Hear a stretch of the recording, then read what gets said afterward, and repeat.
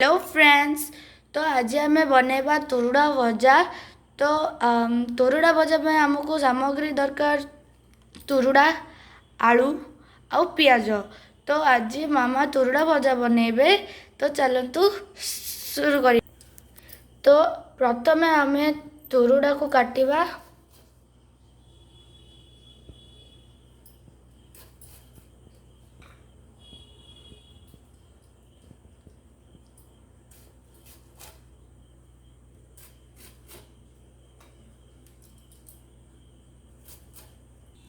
तो गाइस एबे हमर तोरुड़ा कटा गला छोट छोट करिकी। एबे आमे आलू काटिबा।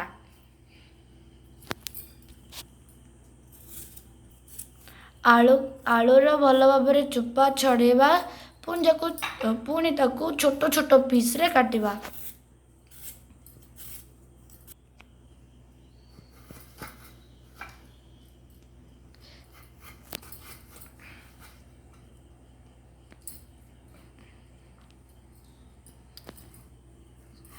आमे आलू को पूरा पतला पतला करके काटिबा।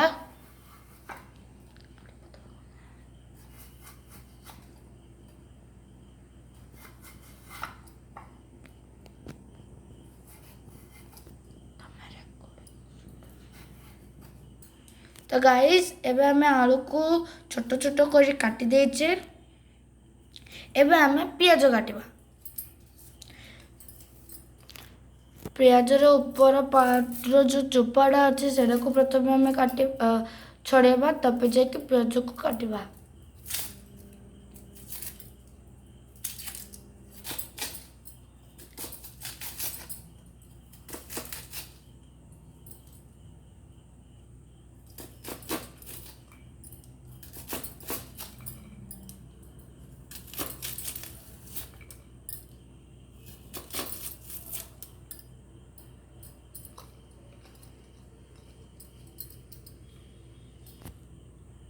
तो एबे हमें पियाज को भल भाव में काटी देचे। एबे हमें सब जाको मिक्स करबा। तो सांग माने आमे तोरुड़ा आ आलू को गोटे जगह रे रखिकी आमे सेटा को धोई देचे। एबे भल भाव में एटा को धोई दबा। तापर जाके मिक्स करबा। तो एबे हमें मिक्स करबा सब जाको। तो प्रथमे कढ़ाई रे तेल पकेबा। तो तेल पकेबा। तो एबे हमें कढ़ाई रे तेल पके देचे। एबे हमें पकेबा जीरा। मामा जीरा जानी देखो जोरे बोला। तो एबे पुणी थरे हमें पकेबा सोरिष। सोरिष। एबे एटा को किछि समय पई रखिबा। टिके फ्राई हला पर्यंत। एबे तेल सहित जहाँ सब पका तेला सब किछि एबे फुटुची। तो गाइस एबे हमें पियाज पकेबा।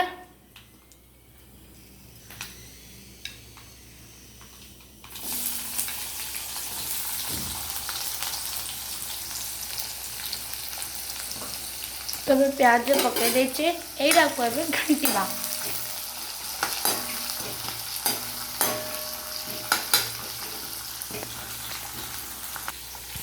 भल भाव में पियाज फुटे सिझिला पर्यंत आम से घांटी चलिबा घांटी चलिबा घांटी चलिबा घांटी चलिबा।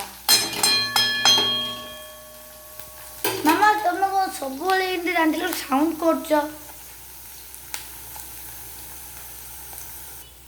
तो एबे पियाज पूरा भाजी साराणी। एबे हमें तोरुड़ा आ आलू को पकेबा सेटा को मिक्स करबा। तो एबे हमें तोरुड़ा और प्याज आलू को पूरे भल भाव में घांटीबा।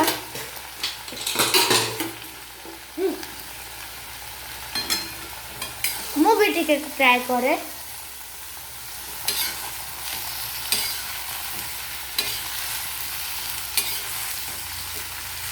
एबे हमें एथिरे तो हल्दी गुंड पकेबा। हल्दी गुंड तो हल्दी गुंड पकाई सारा एथिरे पुणी थे आम पकेबा मर्च गुंड लंका गुंड लंका गुंड स्वाद अनुसार आम लुण पकेबा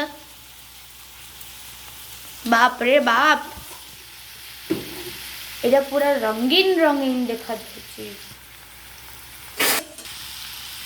मिक्स मिक्स मिक्स तो एड़ा एबे भल भाव मिक्स हो चली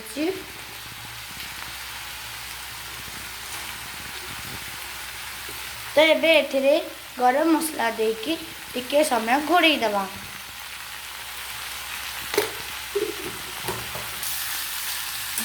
कम समय रे हवा पई हेले गोटे नुआ ट्रिक कौन जानी प्रथमे आलू और तुरुड़ा जोड़ा कुंदरी को सिझे देवा प्रेसर गोटे सिझे देले आपण गोटे 2 मिनिट रे भजा रेडी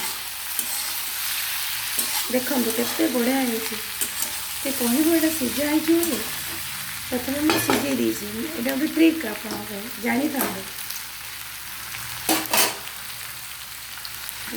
एबे भजा को आम घोड़े देचे और तार जो गोटे मिनिट मैं यहाँ को आम मैगनेट कर तो एबे भजा भल भाव रेडी हो जाइए को आम पुणी थे टिके घांटा देखो केते कम समय रे आमर तुरुड़ा भजा रेडी होगा मैक्सिमम गोटे 5 मिनट्स मैक्सिमम 5 मिनट्स में रेडी होगला आम तुरुड़ा भजा ओके देखंतु एवं ए ट्रिक अप्लाई करंतु केमिति हिची कौन हिची कमेंट करके जणेबे रहउची एतिकी जय जगन्नाथ।